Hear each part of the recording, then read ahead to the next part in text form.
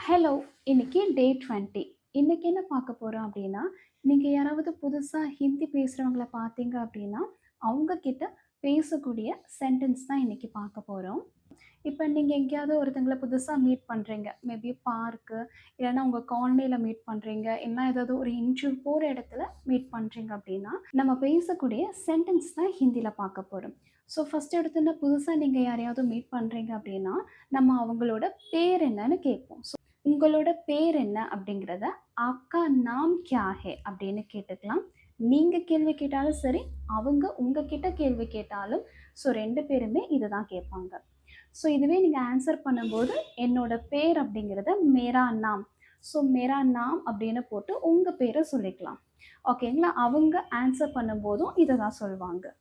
இதுவே அடுத்தது, நீங்க எங்க இருக்கீங்க அப்படிங்கிறத ஹிந்தியில "ஆப் கிதர் ரெஹத்தே ஹைன்" அப்படின்னு கேட்டுக்கலாம். இதுவே நீங்க அவங்க கிட்ட, நீங்க எந்த ஊரு அப்படின்னு நீங்க கேட்கணும்னு நினைக்கிறீங்க அப்படின்னா, "ஆப் கவுன்சா ஷஹர் ஹே" அப்படின்னு கேட்டுக்கலாம். இந்த இடத்துல ஒருத்தங்க உங்கள பார்த்து எந்த ஊரு அப்படின்னு கேட்குறாங்க அப்படின்னா, நீங்க ஆன்சர் பண்ணும்போது உங்களோட சொந்த ஊர் எதுவோ நீங்க சொல்லிக்கலாம். என்னோட ஊரு சென்னை அப்படிங்கிறத "மேரா ஷஹர் சென்னை ஹே" இந்த மாரி சொல்லிக்கலாம். இப்ப அடுத்தது, நீங்க என்ன பண்ணிக்கிட்டு இருக்கீங்க அப்படின்னு கேட்பாங்க. அப்ப "ஆப் கியா கர் ரஹே ஹைன்" அப்படின்னு கேட்பாங்க.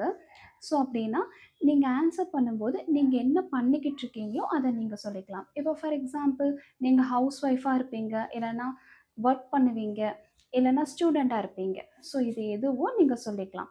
இப்போ ஃபார் எக்ஸாம்பிள், ஸோ நான் ஹவுஸ் ஒய்ஃப் அப்படின்னா, மே ஹவுஸ் ஒய்ஃப் ஹூம். இதுவே நான் பிரைவேட் எம்ப்ளாய் அப்படின்னா, மே பிரைவேட் எம்ப்ளாய் ஹூம்.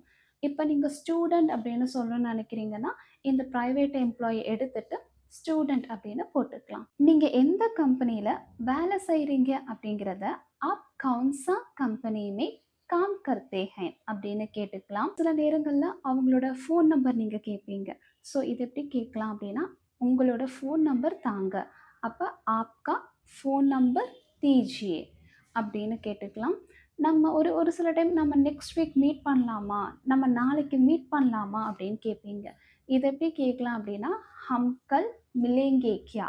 அப்படின்னு கேட்டுக்கலாம். நீங்க இங்க டெய்லி வருவீங்களா? அப்படிங்கிறத "ஆப் இதர் ரோஜ் ஆயேங்கே கியா?" அப்படின்னு நீங்க கேட்டுக்கலாம்.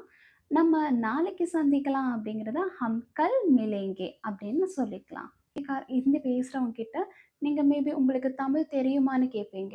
இது எப்படி கேட்கலாம் அப்படின்னா, "ஆப்கோ தமிழ் மாலும் ஹே கியா?" அப்படின்னு கேட்டுக்கலாம். இதுவே நீங்க தமிழ்ல பேசுவீங்களா அப்படிங்கிறத, "ஆப் தமிழ் மே பாத் கரேங்கே கியா?" அப்படின்னு கேட்டுக்கலாம்.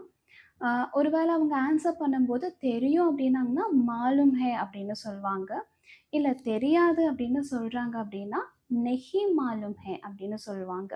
இதுவே நான் தமிழ் பேசுவேன் அப்படின்னா, "மே தமிழ் மே பாத் கரூங்கா" அப்படின்னு சொல்வாங்க. ஒருவேள தமிழ்ல பேச மாட்டேன் அப்படின்னா, "மே தமிழ் மே நெஹி பாத் கரூங்கா" அப்படின்னு சொல்வாங்க. இதுவே அவங்க உங்கள பார்த்து "ஹிந்தி தெரியுமா?" அப்படிங்கிறத சேம் அதே போல தான் கேட்பாங்க. "ஆப்கோ ஹிந்தி மாலும் ஹே கியா?" அப்படின்னு கேட்பாங்க. ஒருவேள உங்களுக்கு எனக்கு கொஞ்சம் ஹிந்தி தெரியும் அப்படின்னா, "முझे தோடா ஹிந்தி மாலும் ஹே" அப்படின்னு நீங்க சொல்லிக்கலாம்.